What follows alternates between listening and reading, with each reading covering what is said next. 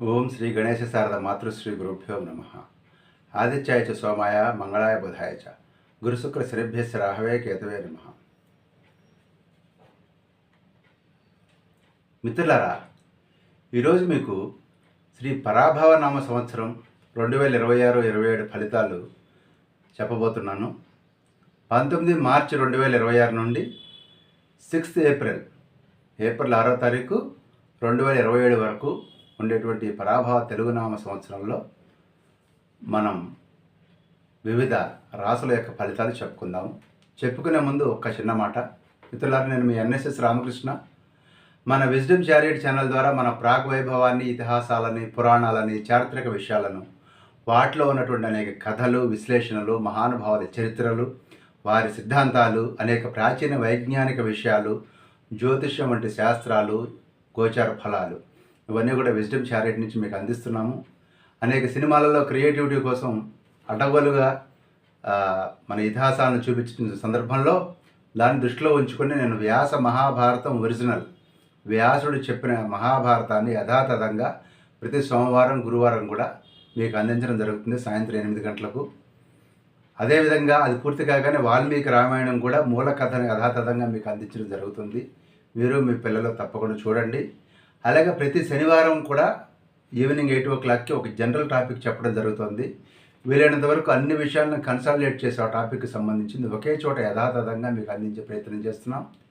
ఇప్పటికే శనివారాల్లో ఋగ్వేదాలు, సృష్టి రహస్యాలు, ప్రాచీన భారత వైమానిక శాస్త్రం, ప్రాచీన భారత ఖగోళ శాస్త్రం, ప్రాచీన భారత వైజ్ఞానం, ప్రాచీన భారత నౌకా విజ్ఞానం, ప్రాచీన ఋషుల కాలగణన ప్రతిభ, బ్రహ్మ వయస్సు ఎంత, సృష్టి ఎప్పుడు పుట్టింది అనేటువంటి రహస్యాలు, అదేవిధంగా రాముడు దేవుడేనా, రామాయణంలో అపోహలు, వాస్తవాలు, సంపాతి, గరుడ, అలాగే రామాయణంలో అస్త్రాలు, ఔషధాల గురించి, అదేవిధంగా దత్తాత్రేయ స్వామి, వ్యాస మహర్షి, అగస్త్యుడు, ఆదిశంకరాచార్య, రమణ మహర్షి, జిడ్డు కృష్ణమూర్తి, స్వామి అయ్యప్ప, బుద్ధ చరిత్ర వంటి జీవిత కథలని, అఘోరీలు, నాగసాధువులు ఒకళ్ళేనా, సుబ్రహ్మణ్య షష్ఠి వంటి విశ్లేషణల్ని, బృహత్ కథ, మదాలస అలర్కుడు వంటి కథలని, బ్రహ్మంగారి కాలజ్ఞానం, భవిష్యవాణి సాధ్యమా, జ్యోతిషం శాస్త్రమా, మూఢనమ్మకమా, గ్రహచారం, గోచారం వంటి ఆసక్తికరమైన ఎపిసోడ్స్ని గతంలో చేయడం జరిగింది.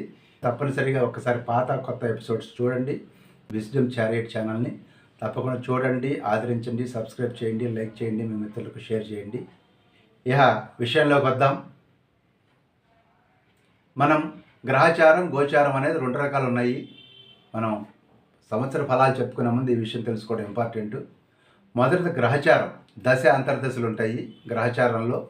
అసలు గ్రహచారం అనేది మనం జీవించిన సందర్భంలో మనం ఉన్నటువంటి అక్షాంశాలు, రేఖాంశాలను దృష్టిలో పెట్టుకొని ఎగ్జాక్ట్గా మనం ఏ లగ్నంలో జన్మించామో ఒక జన్మకుండలను మనం వేయడం జరుగుతుంది. అంటే మనం పుట్టిన క్షణంలో ఉన్నటువంటి ఆకాశంలో ఉన్నటువంటి గ్రహస్థితులని, ఏ గ్రహాలు ఏ రాశిలో ఉన్నాయనేది వేసి అందులో మనం ఏ లగ్నంలో జన్మించామో చెప్తారు. దాన్ని బట్టి ఈ యొక్క దశలు, అంతర్దశలు, వింశోత్తరి దశాకాలం అనేది చెప్పడం జరుగుతుంది. ఉదాహరణకి వింశోత్తరి దశాకాలం 120 సంవత్సరాలది మన వాడుకలో ఉంది. ఇందులో జనన కాలంలో చంద్రుడు ఉన్నటువంటి నక్షత్రం యొక్క అధిపతిని బట్టి మన జనన కాల దశాభుక్తులను నిర్ణయించడం జరుగుతుంది. ఒక వ్యక్తి 120 సంవత్సరాలు జీవించినట్లయితే రవిదశ 6 సంవత్సరాలు, చంద్రదశ 10 సంవత్సరాలు, కుజదశ 7 సంవత్సరాలు, రాహుదశ 18 సంవత్సరాలు, గురుదశ 16 సంవత్సరాలు, శనిదశ 19 సంవత్సరాలు, బుధదశ 17 సంవత్సరాలు, కేతుదశ 7 సంవత్సరాలు, శుక్రమహర దశ 20 సంవత్సరాలు, మొత్తం 120 సంవత్సరాలు మన జీవితకాలంలో వస్తుంది. నేను ఇందాక చెప్పినట్టుగా మన జన్మతోటి ఒక దశలో ఒక అంతర్దశ స్టార్ట్ అవుతూ ఉంటుంది. ఇప్పుడు మనం చెప్పుకునేది గోచారం గురించి చెప్పుకుంటాం. గోచారం అంటే ఏంటంటే మన జనన కాలంలో చంద్రుడు ఉన్నటువంటి రాశిని బట్టి ప్రస్తుతం 12 రాసుల్లో ఏ గ్రహాలు ఎక్కడున్నాయో చూసి దాన్ని బట్టి మన చంద్ర రాశిని బట్టి గోచార ఫలాలు చెప్పడం జరుగుతుంది. ఇట్స్ అన్ ఇండికేటివ్ అనమాట. ఈ గ్రహాలలో కూడా శని మామూలుగా 2.5 సంవత్సరాలు ఒక రాశిలో ఉండటం జరుగుతుంది. రాహుకేతులు 1.5 సంవత్సరాలు, గురువు 1 సంవత్సరం, కుజుడు 45 రోజులు, రవి బుధ శుక్రులు 1 నెల, చంద్రుడు 2.5 రోజుల పాటు ఒక రాశిలో ఉంటారు. మళ్ళీ వార ఫలాలు చెప్పేటప్పుడు చంద్రుడిని కూడా లెక్కలోకి తీసుకొని చెప్తే, మాస ఫలాలు చెప్పేటప్పుడు చంద్రుడిని పక్కన పెట్టి మిగిలిన గ్రహాలను చెప్తారు. ఇక సంవత్సర ఫలితాలు చెప్పేటప్పుడు ముఖ్యంగా గురు, శని, రాహు, కేతువులను దృష్టిలో పెట్టుకుని సంవత్సర ఫలాలు చెప్పడం జరుగుతుంది. ఇప్పుడు గోచార ఫలాలు. అన్ని గ్రహాలు క్లాక్ వైజ్ డైరెక్షన్లో సవ్య దిశలో కదులుతుంటే రాహుకేతులు అనేటువంటి ఖగోళ బిందువులు అపసవ్య దిశలో కదులుతూ ఉంటాయి. అన్ని ఛానల్స్లో చెప్పేవి ఈ గోచార ఫలాలు మాత్రమే. అయితే ఒక్క మాట, ఖచ్చిత ఫలాలు వ్యక్తుల జాతక చక్రం కూడా పరిశీలించాలి. దశాభుక్తుల ఫలితాలు ఇటు గోచారం అంటే గ్రహచారము గోచారము రెండు శుభాన్ని సూచించినట్లయితే మరింత శుభ ఫలితాలు కలిగేటువంటి అవకాశం ఉంటుందని గమనించండి. ప్రతి వ్యక్తి జీవితం మీద కూడా గ్రహాల యొక్క ప్రభావం ఉందని పెద్దలు చెప్తారు. అయితే మానవ ప్రయత్నము ఈ యొక్క ప్రారంధము రెండు పొటేళ్లలాగా ఢీకొంటాయి. ఏది బలంగా ఉంటే అది గెలుస్తుంది అని శాస్త్రం చెప్తోంది. సో మానవ ప్రయత్నం గట్టిగా ఉంటే ఈ యొక్క మన ప్రారంధాన్ని కూడా మనం తప్పించుకోవచ్చు, తగ్గించుకోవచ్చు. అదేవిధంగా గ్రహశాంతుల ద్వారా దైవకృప వలన కూడా వ్యతిరేక ఫలితాలు అధిగమించవచ్చు. ధైర్యంగా పరిస్థితులు ఎదుర్కోవాలి, చతికిలు పడిపోవటం కాదు. కష్టకాలం వచ్చినప్పుడు కష్టపడి స్కిల్స్ పెంచుకోవాలి. స్కిల్స్ పెంచుకోవటంలోనూ అకాడమిక్గా ఇంకా పర్సూ చేయటంలోనూ మనకి కష్టం ఉంటుంది. కష్టకాలం వచ్చినప్పుడు ఆ కష్టం చేయాలి. ఆ కష్టం కనుక చేసినట్లయితే మంచి టైం వచ్చినప్పుడు ఈ స్కిల్ మనకు పనికొచ్చి మనల్ని పైకి లేపుతుంది అనమాట. కాబట్టి గుర్తుపెట్టుకోండి, మీ కృషి మీరు చేయాలి. పురుష ప్రయత్నం చేస్తూ దైవనామం చేసినట్లయితే అంతే మంచి జరుగుతుంది. అలా అనుకునే పాజిటివ్గా ముందుకెళ్ళాలి. గుడ్డిగా మాత్రం దేన్ని కూడా ఫాలో అవ్వద్దు. It is an indicative science, నేను మళ్ళీ చెప్తున్నాను. ఇప్పుడు మనం రాశి ఫలాల్లోకి వెళ్దాం. కన్యారాశి. కన్యారాశి వాడంటే ఉత్తర లేదా ఉత్తర ఫల్గుని 2, 3, 4 పాదాల వారు, హస్త 1, 2, 3, 4 పాదాల వారు, చిత్త 1, 2 పాదాల వారు, వీళ్ళందరూ కూడా కన్యారాశి కిందకు వస్తారు. వీరికి ఈ పరాభవ నామ సంవత్సరంలో ఆదాయం 8, వ్యయం 11, రాజపూజ్యం 3, అవమానం 3. వీరికి ఈ సంవత్సరంలో ఫలితాలు ఎలా ఉన్నాయి, ముఖ్యమైనటువంటి గ్రహాలు ఎలాంటి స్థితిలో ఉన్నాయనేది ఒకసారి మనం గమనిద్దాం. మొదటగా ఈ లగ్నం వారికి సప్తమంలో శని తామ్రమూర్తిగా ఉన్నాడు. అదేవిధంగా రాహు కేతువులు కూడాను 6, 12 స్థానాల్లో రజితమూర్తులుగా ఉన్నారు. గురువు 10వ స్థానాల్లో రజితమూర్తిగా ఉన్నాడు. ఈ విధంగా ఓవరాల్గా తీసుకున్నట్లయితే ఒక్క శని తప్ప రాహు కేతు గురువు కూడా కన్యా రాశి వారికి అనుకూలంగా ఉన్నారు జూన్ 1వ తారీఖు వరకు. ఇక శని ఏం చేయబోతున్నాడు అంటే నెగిటివ్గా స్పౌస్కి హెల్త్ ప్రాబ్లమ్స్ రావటం కానివ్వండి, అధికమైనటువంటి ఖర్చులు, అనారోగ్య కారణంగా ఇంట్లో ఖర్చులు, కుటుంబ సభ్యుల నుంచి కొంచెం దూరంగా వెళ్ళటం, ఎడబాటు, ప్రయాణాలు, పనుల ఆటంకాలు, వ్యాపారంలో కూడా చిన్న చిన్న ఇబ్బందులు, ఇవన్నీ కూడా శని సప్తమ స్థానం అంటే పార్ట్నర్స్ తోటి కానివ్వండి ఇబ్బంది. పార్ట్నర్ అంటే అది లైఫ్ పార్ట్నర్ కావచ్చు, లేదా ప్రొఫెషనల్ పార్ట్నర్స్ కావచ్చు, లేదా వృత్తిలో వ్యాపారంలో పార్ట్నర్స్ కావచ్చు. వాళ్ళతోటి కొంత సహకారం కానివ్వండి, లేదా కొరిలేషన్ కానివ్వండి కొంచెం ఎఫెక్ట్ అయ్యేటువంటి అవకాశం ఈ శని సప్తమంలో తామ్రమూర్తిగా ఉన్న కారణంగా ఉంది. అయితే అదే టైంలో రాహువు 6th హౌస్లో ఉన్నాడు రజితమూర్తిగా. రజితమూర్తి అంటే గుడ్ అని అర్థం. ఈయన రజితమూర్తిగా ఉన్నటువంటి రాహు వలన శుభము, సుఖము, ద్రవ్యలాభము, భూలాభము, కుటుంబ సౌఖ్యము, కాంపిటేటివ్ ఎగ్జామ్స్లో విజయము, లేదా పోటీలలో లేదా కోర్టు కేసుల్లో కూడా విజయాలు సాధించడం అనేది ఈ రాహు కారణంగా జరుగుతుంది. అదేవిధంగా కేతు 12లో ఉన్నాడు అంటే వైరాగ్యం, కార్యసిద్ధి, ధనలాభం, పురాణ శ్రవణం, ఆధ్యాత్మిక జ్ఞానము, అదేవిధంగా పవిత్ర ప్రదేశాలకు అంటే పుణ్యక్షేత్రాలకు, పుణ్యతీర్థాలకు ప్రయాణం చేయటం, వైరాగ్యం, డబ్బులు ఖర్చు పెట్టడం, ఇవన్నీ కూడా దీనికి ఎందుకు వస్తాయి. అలాగే లిటిల్ సిక్నెస్ కూడా కేతు సూచిస్తుంది. ఈ గురువు రాజ్యస్థానంలో రజితమూర్తిగా ఉన్నాడు. రాజ్యస్థానంలో రజితమూర్తిగా ఉన్న సందర్భంలో కొంత ఆస్తి నష్టము, ధన వ్యయము, కుటుంబ సభ్యులకి హెల్త్ ప్రాబ్లమ్స్ వచ్చేటువంటి అవకాశం, అలాగే బాసెస్ వల్ల అవమానం జరిగేటువంటి అవకాశం కానివ్వండి, పొజిషన్ మారేటువంటి అవకాశం, అదేవిధంగా దూరవాసము, గృహంలో మార్పు, ఇవన్నీ కూడా గురువు 10లో ఉన్నప్పుడు మామూలుగా సూచిస్తాం. కానీ 10లో ఉన్నటువంటి గురువు ఇక్కడ రజితమూర్తిగా ఉన్న సందర్భంలో ఇప్పుడు చెప్పిన నెగిటివ్స్లోంచి మీరు పాజిటివ్స్ వెతుక్కోవాలి. అంటే స్థానచ్యుతి అంటే ఇది పోతుంది, పోతే ఇంకోటి వస్తుంది అది.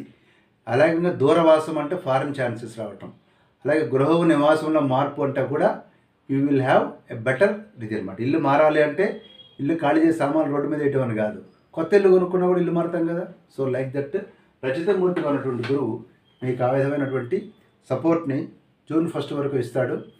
కానీ జూన్ 2 నుంచి గురువు ఇంకా మంచి పొజిషన్లకు మారిపోతున్నాడు. ఇది మనం చెప్పుకోవాల్సిన పాయింట్. ఏ రకంగా అంటే దీనివలన 11లో ఉన్నటువంటి గురువు సంతాన వృద్ధి, వివాహము, కుటుంబ సౌఖ్యము, సర్వకార్య విజయము, నూతన కృషి వల్ల లాభము, గౌరవము, పదవి లాభం, రాజగౌరవము, అదేవిధంగా టూర్సు సరదాగా ఎంజాయ్ చేయడం, సంచార సుఖం అంటారనమాట అది.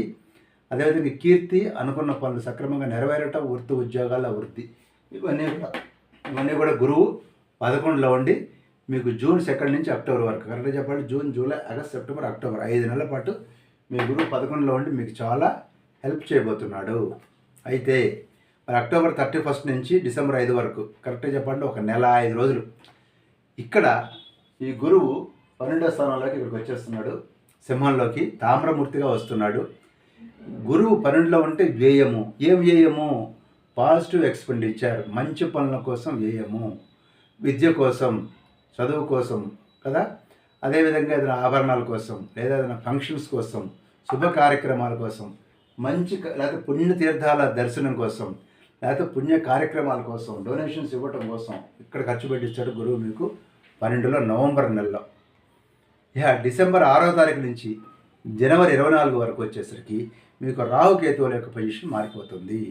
డిసెంబర్ 6వ తారీఖు ఈ రాహు, ఇక్కడ ఉన్నటువంటి రాహు ఇక్కడికి రజతమూర్తిగా వస్తున్నాడు. కేతు 11లోకి రజతమూర్తిగా వెళ్తున్నాడు. సో రజతమూర్తులు అనగానే మనం గుర్తుపెట్టుకోవాల్సింది ఇట్ ఈస్ గుడ్. సువర్ణమూర్తి అంటే వెరీ గుడ్ అట్లా అనమాట. ఈ రజతమూర్తిగా వచ్చినటువంటి రాహు మామూలుగా ఏం జరుగుతుందంటే 5th హౌస్లో రాహు సంతానం విషయంలో టెన్షన్ క్రియేట్ చేస్తాడు. అయితే వాళ్ళ హెల్త్ ప్రాబ్లమ్స్, వాళ్ళ కోసం ఖర్చు పెట్టడం, అది ఖర్చు అనేది పుస్తకాల కోసం కావచ్చు, కాలేజీ సీట్ల కోసం కావచ్చు, వాళ్ళ ఫారిన్ వెళ్ళడం కోసం కావచ్చు, వాళ్ళ హెల్త్ ప్రాబ్లమ్స్ మీద కావచ్చు. మనం పెట్టే ఖర్చు సంతానం కోసం ఖర్చు పెట్టాల్సి వస్తుంది, అది గుర్తుపెట్టుకోండి. సో అదేవిధంగా కానీ ఇక్కడ రాహు 5లో రజతమూర్తిగా ఉన్నాడు కాబట్టి ఇప్పుడు నేను చెప్పినటువంటివి పాజిటివ్గా తీసుకోండి. సంతానానికి మంచి కోసం ఖర్చు పెట్టేటువంటి అవకాశం ఉంది అని ఇక్కడ మనం రాహువుని పంచమంలో రజతమూర్తిగా తీసుకోవాలి. అదే సమయంలో ఇంకో అడ్వాంటేజ్, కేతువు 11లో రజతమూర్తిగా ఉన్నాడు, అంటే లాభంలో రజతమూర్తిగా ఉన్నాడు కేతువు. ఇక్కడికి వస్తాడు కేతువు, ఇక్కడి నుంచి ఇక్కడికి డిసెంబర్ 6న వస్తాడు. వచ్చినప్పుడు ఏం జరుగుతుంది? శుభము, సౌఖ్యము, ఆభరణాలు, ఆస్తి సంపదల లాభము, విలాస వస్తువు లాభము, ఆరోగ్యము, కార్యసిద్ధి. మీరు ఇల్లు వాటిలో కొనుక్కుంటే ఆటోమేటిక్గా మీకు కేతువు అనేటువంటి రజతమూర్తిగా ఉన్నాడు కాబట్టి మీకు చక్కగా గిఫ్ట్లు వస్తాయి. మీకు చుట్టాలు, పక్కాలు, ఆభరణాలు కానీ, లేకపోతే వస్తువులు కానీ, వెండి వస్తువులు, చదివింపులు చదివించే అవకాశం, లేదా మీరు సంపాదించుకునే అవకాశం. ఈ విధంగా కేతువు రజతమూర్తిగా మీకు 11th హౌస్లో చాలా మేలు చేసేటువంటి అవకాశం జనవరి 24 వరకు ఉంది. జనవరి 24 దాటిన తర్వాత జనవరి 25 నుంచి ఏప్రిల్ నెల వరకు, అంటే ఏప్రిల్ 6వ తారీఖు మళ్ళీ ఉగాది వరకు కూడా మీ గురువు మళ్ళీ ఇక్కడికి వచ్చి 11వ స్థానంలోకి వస్తాడు. లోహమూర్తి అయినప్పటికీ 11లో ఉన్నాడు కాబట్టి సంతాన వృద్ధి, వివాహము, కుటుంబ సౌఖ్యం, సర్వకార్య విజయం, నూతన కృషిలో లాభము, గౌరవము, పదవి లాభం, రాజగౌరవం, సంచార సుఖం అంటే టూర్సు, కీర్తి, యత్న కార్యసిద్ధి, వృత్తి ఉద్యోగాలలో వృద్ధి, ఇవన్నీ కూడా మీకు గురువు గారు చేయబోతూ ఉన్నారు. జూన్ 2 నుంచి గురువు గారు పూర్తిగా అనుకూలంగా ఉండటం వల్ల మీరు చక్కగా సుఖము, అధికారము, సత్సంబంధాలు, ఆరోగ్యము, ఆర్థికంగా లాభాలు, ఉద్యోగము, వివాహాలు, ప్రమోషన్లు, ట్రాన్స్ఫర్సు, గౌరవము. అదేవిధంగా రాహుకేతువులు కూడా నేను చెప్పినట్టుగా అనుకూలంగా వస్తున్నారు కాబట్టి వారి వల్ల మిత్రలాభం కూడా జరుగుతుంది. శని వలన ఇక్కడ మనం శని సప్తమంలో ఉన్నాడు అనుకున్నప్పటికీ ఏది ఏమైనా కూడా శని వల్ల కూడా కొన్ని లాభాలు ఉన్నాయి. ఉన్నత విద్య కానీ, ఇల్లు వాహనానికి కూడా ఈ శని హెల్ప్ చేసేటువంటి అవకాశం ఉంది. మీరు దత్తాత్రేయ స్వామిని, అదేవిధంగా ఏదైనా గురువుని, అదేవిధంగా శివుణ్ణి, ఆంజనేయ స్వామిని, వెంకటేశ్వర స్వామిని ఆరాధన చేయండి, వాకింగ్ చేయండి బాగా. అలాగే పెద్దలకి మీరు పెద్దలకి రెస్పెక్ట్ ఇవ్వడం అనేది అలవాటు చేసుకోండి. వాళ్ళ ఆశీర్వాదం వల్ల కూడా మీకు చాలా బెనిఫిట్స్ వస్తాయి ఈ సంవత్సరం. స్వస్తి.